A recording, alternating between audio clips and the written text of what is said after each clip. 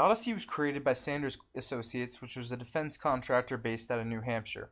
Production on the console was rumored to have begun in 1967, and Ralph Baer, a German immigrant with a bachelor's degree in television engineering, is mainly credited for all of the design and basically everything about the console. Baer was thinking one day about how to make a television set play games, and him and another engineer, Bill Harrison, began work on this concept. When presenting the idea and results later to the Sanders Company, they thought he was dumb and wasteful of their time and resources. However, Bayer was not discouraged, and with new designer Bill Rush, they worked on several games like a maze chase and one that later became Ping Pong, which inspired many of the Pong consoles later.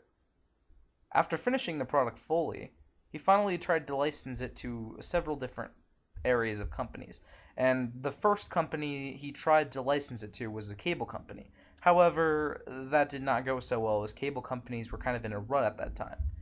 However, he showed the idea later to a more successful area, which was television companies, and several television companies were interested in his ideas such as General Electric, Zenith, and RCA. However, Magnavox was finally the company to purchase this product after they apparently signed a RCA executive who really liked the idea. That's what the rumor says anyways. Production followed, and the finished project in 1972 was dubbed the Odyssey.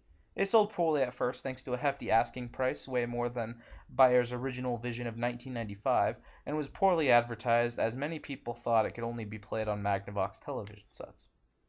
In 1974, when Atari's first Pong console was released, Odyssey got to more recognition as a console as well. By 1976, over 100,000 Odysseys were sold, mainly accredited towards the Atari's Pong consoles popularizing the market.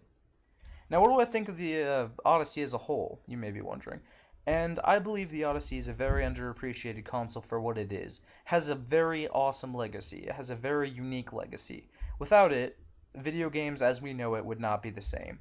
Maybe it did not popularize the video game or television game market, such like the Pong consoles like Atari and Coleco did, or even the Atari 2600 or the Nintendo Entertainment System did. However, I think without it, it's just such a vital piece in the video game puzzle, the puzzle of its history. The Odyssey fits in very well. Ralph Baer, the original designer of the Odyssey, is mainly kind of held as this high god of video games almost. He's credited as the father of video games. That's what he's dubbed as by many people, and it's hard to dispute that considering he helped design what would later become a revolution. At the time, I mean, yeah, looking back at it, it has primitive graphics for today's standards, but at the time it was huge. It was ginormous. Nothing was like it. And in fact, without it, as I said, the gaming industry as we know it today would not be the same at all.